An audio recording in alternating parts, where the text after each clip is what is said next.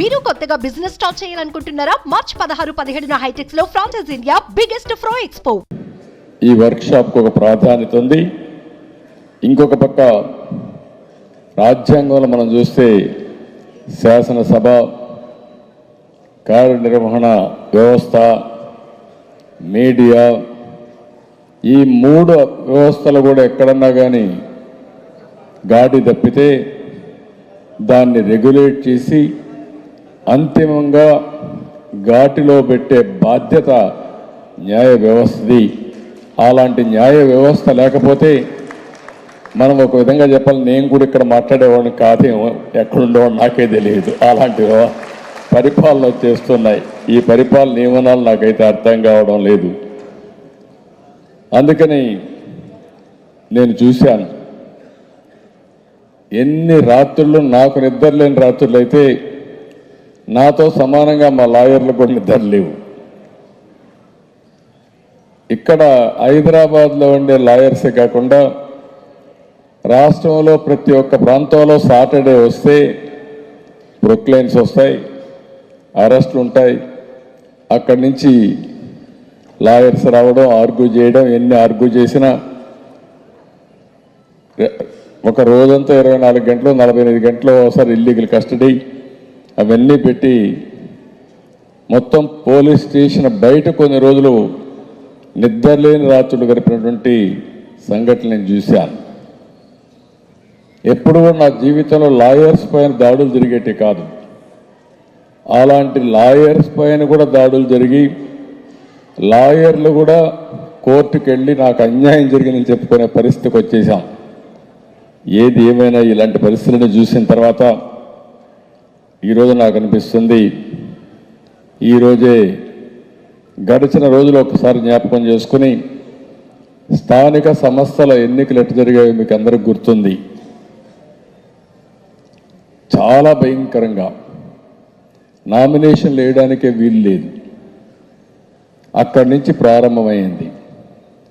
బెదిరిస్తారు, భయపెడతారు, వాళ్ళకి కావాల్సిన సర్టిఫికేట్స్ ఇవ్వరు. అక్కడి నుంచి నామినేషన్కి వేయాలని వస్తే దారిలో అడ్డం పెడతారు, ఏ నామినేషన్ వేయనీరు. ఒకవేళ అన్ని దాటుకొని నామినేషన్ వేస్తే స్క్రూటినీ అప్పుడు తీసేస్తారు. ఒకవేళ పోటీ చేసి 1-2 మిగిలితే ఎలక్షన్లో రిజల్ట్స్ వాళ్ళకి ఫేవరబుల్గా వేసుకొని గెలిచిన వాడిని కూడా ఓడగొట్టే పరిస్థితికి వచ్చారు. కడాన ఎలక్షన్ కమిషనర్కే దిక్కు లేదు, స్టేట్ ఎలక్షన్ కమిషనర్ దిక్కు లేకుండా కేంద్ర సహాయం కోరే పరిస్థితికి వచ్చాడు. అలాంటివన్నీ సంఘటనలు మనం చూసాం. తిరుపతిలో ఎలక్షన్లు చూస్తే, బై ఎలక్షన్లు చూస్తే దొంగ ఓట్లు ఇష్టానుసారంగా ఒకటి కాదు అన్నీ జరిగాయి. ఈరోజు ఇవన్నీ చూస్తే మనం అందరం కూడా ఎలాంటి పరిపాలనలో ఉన్నాం. దీనికి అంతం పలకపోతే ఈ రాష్ట్ర అభివృద్ధి లేదు. అందుకే నేను ఒకటే స్లోగన్ ఇచ్చా, ప్రజలు గెలవాలి, రాష్ట్రం నిలబడాలి అనే స్లోగన్ కింద ఈరోజు మనం అందరం ముందుకు పోతున్నాం. రేపే ప్రధానమంత్రి గారి మీటింగ్ కూడా ఉంది. ప్రజాగళం మొదటి మీటింగ్. ఇప్పుడే మీరు సర్వేలన్నీ చూస్తున్నారు. ఆల్ ఇండియా లెవెల్లో రాష్ట్రంలో రాబోయేది కేంద్రంలో ఎన్డీఏ ప్రభుత్వం, రాష్ట్రంలో ఎన్డీఏ ప్రభుత్వం. దాంట్లో అనుమానమే లేదు. అందరం కలిసి గెలుస్తున్నాం. మీకు అనుమానమే అవసరం లేదు. మామూలు మెజారిటీ కాదు. ఈ సైకోకి కళ్ళు తిరిగి మూర్చపోయే మ్యాండేట్ రాబోతుంది రేపు. ఈరోజే ఎన్నికలు అనౌన్స్ చేశారు. ఇంకా డేట్స్ నేను చూడలేదు, ఇప్పుడే వచ్చాను మీ మీటింగ్కి. కౌంట్ డౌన్ ప్రారంభం అయింది. నిన్నటి వరకు, ఈరోజు సాయంత్రం వరకు ఒక ఎత్తు అయితే, ఇప్పుడు స్వాతంత్రం వచ్చినప్పుడు ఎంత హ్యాపీగా ఫీల్ అయ్యారో, ఇప్పుడు రాష్ట్రంలో ఈ ఉన్మాదుల రాజ్యం నుంచి మా అందరికీ స్వతంత్రం వచ్చిందని ప్రజలు పండుగ చేసుకునే పరిస్థితికి వచ్చారు, వేడుకలు చేసుకునే పరిస్థితి వచ్చారు. రేపటి నుంచి మీరు చూడబోతున్నారు ఓపెన్గా రోడ్ల మీదకి ప్రజలు వచ్చి ఈ ఎన్డీఏ అలయన్స్కి పూర్తిగా సహకరిస్తారని చెప్పి నేను మీకు తెలియజేస్తున్నా. గెలవడానికి అనుమానమే లేదు. గెలవడం 100% గెలిచేది ఎన్డీఏ. అటు కేంద్రంలో ఎన్డీఏ ప్రధానమంత్రి మోడీ గారి ఆధ్వర్యంలో 400+. ఇంతవరకు చరిత్రలో ఎప్పుడూ రానంత నెంబర్ రావాలనేది ఒక ప్రణాళిక వేసుకొని ముందుకు పోతున్నారు. అదే మాదిరిగా మన రాష్ట్రంలో ఇంతవరకు చరిత్రలో ఇంత మెజారిటీ ఎప్పుడు రాని విధంగా ఎన్డీఏ స్వీప్ చేయబోతున్నాం. అది జరుగుతుంది. దీనివల్ల రాబోయే రోజుల్లో సునాయాసంగా అభివృద్ధి అవుతుంది. ఏదైతే కోల్పోయామో ఆ నష్టాన్ని భర్తీ చేసుకునే రోజులు తొందరలోనే ప్రారంభమవుతాయి. ఈ రాష్ట్రానికి అన్ని వనరులు ఉన్నాయి.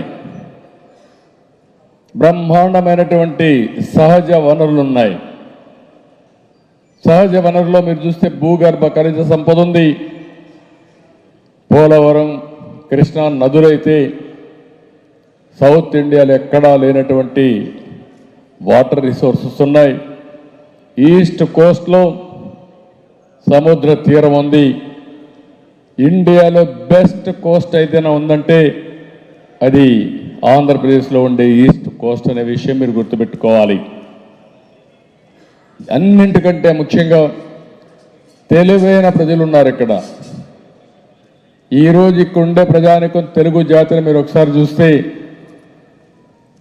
భారతదేశంలో హైదరాబాద్ నగరం ఈరోజు ఇండియాలోనే one of the best city, most liveable city నిర్మాణం చేసుకున్నాం. తెలుగు వాళ్ళు ఐటీ అడాప్ట్ చేసుకొని ప్రపంచం అంతా రాణించే పరిస్థితికి వచ్చారు. అన్నీ ఉండి ఈ రాష్ట్రంలో దేశం 2047 వైపు దూసుకుపోతా ఉంటే మన రాష్ట్రం రాతి యుగం వైపు వెనక్కి తీసుకెళ్ళిపోతున్నాడు ఈ దుర్మార్గుడు. అందుకే దీనికి మీ అందరికీ బాధ్యత ఉంది. నా ఒక్కడే బాధ్యత కాదు, లేకపోతే మా ముగ్గురు బాధ్యత కాదు, లేకుంటే కేంద్రంలో రాష్ట్రంలో ఉండే రాజకీయ పార్టీల బాధ్యతే కాదు. ఇది ప్రతి ఒక్కరి బాధ్యత, ప్రతి ఒక్క పౌరుడి బాధ్యత. స్వాతంత్రం కోసం ఏ విధంగా అయితే లాయర్స్ పోరాడారో ఈరోజు ఒక ఉన్మాది పాలన నుంచి రాష్ట్రాన్ని కాపాడడానికి రాష్ట్రంలో ఉండే మేధావులు ముందుకు రమ్మని మరొక్కసారి పిలిపిస్తున్నా. ఇంటింటికి మీరు చెప్పాలి. 5 సంవత్సరాలు ఒక ఎత్తు అయితే రాబోయే 40 రోజులు ఉంటుంది. ఆ డేట్స్ బట్టి తెలుస్తుంది. ఈ 40 రోజులు ఒకే స్లోగన్గా ఉండాలి. ప్రజలు గెలవాలి, రాష్ట్రం నిలబడాలి. రాజకీయాలు కాదు, కులం కాదు, మతం కాదు, ప్రాంతం కాదు. మన పిల్లల భవిష్యత్తు బాగుండాలంటే ఇలాంటి దుర్మార్గమైన పాలన పోవాలనేది ఒక నినాదంగా తీసుకొని మనం ముందుకు పోవాల్సిందిగా నేను కోరుకుంటూ చేస్తారని చెప్పి మనస్ఫూర్తిగా ఆశిస్తున్నా. ఇక్కడికి వచ్చినప్పుడు ఒకటే నేను మిమ్మల్ని కోరుతున్నాం. ఈరోజు ఈ ప్రభుత్వం ఏమీ చెయ్యలేదు లాయర్స్ కూడా. నేను ఒకటే చెప్తున్నాను, ప్రజలకే కాదు లాయర్స్ కూడా స్వర్ణ యుగాన్ని తలపించే విధంగా పనులు చేసే బాధ్యత ఈ అలయన్స్ మేము తీసుకుంటాం. ఈరోజు ఇక్కడ చూస్తూ ఉంటే వీళ్ళు లా నేస్తామని ఒక స్కీమ్ పెట్టి 5,000 రూపాయలు ఇస్తామని 2,677 మందికి ఇచ్చారు. ఈరోజు నేను హామీ ఇచ్చేది మీ అందరికీ, ప్రతి ఒక్కరికి ఏదైతే న్యాయ మిత్ర పేరుతో 7,000 రూపాయలు స్టైఫండ్ ఇవ్వడానికి నిర్ణయం చేస్తాం. అది కూడా నెంబర్ కూడా 3,500 మందికి తక్కువ కాకుండా ఇచ్చే బాధ్యత తీసుకుంటామని మీ అందరికీ హామీ ఇస్తున్నా. ఇది కాకుండా రెండోది మీరు చూస్తే 100 కోట్లు ఇస్తానని 25 కోట్లు ఇచ్చాడు. నేను ఒకటే హామీ ఇస్తున్నా, 100 కోట్లు ఇస్తామని చెప్పి 100 కోట్లు మీకు ఇచ్చే బాధ్యత తెలుగుదేశం పార్టీ, జనసేన, బీజేపీ మేమందరం కలిసి సమిష్టిగా తీసుకుంటాం. కార్పస్ ఫండ్ రిలీజ్ చేస్తామని చెప్పి కూడా నేను మీకు తెలియజేసుకుంటున్నాను. ఇది కాకుండా మెడికల్ క్లెయిమ్స్, అదే మరి యాక్సిడెంట్ పాలసీ, ఇవన్నీ కూడా మనం ప్రీమియం కట్టాలి. కనీసం 5 లక్షల రూపాయలు మెడికల్ క్లెయిమ్ కోసం, 15 లక్షల రూపాయలు యాక్సిడెంట్ పాలసీ కోసం, ఎంత ప్రీమియం అయితే అంత ప్రీమియం కట్టి, అంటే ఒక పక్క యాక్సిడెంట్ అయ్యి చనిపోతే 15 లక్షలు, లేకపోతే మెడికల్ రీఎంబర్స్మెంట్ ఏదైనా ఉంటే 5 లక్షల వరకు కట్టే బాధ్యత తీసుకుంటామని చెప్పి కూడా నేను మీకు తెలియజేస్తున్నా.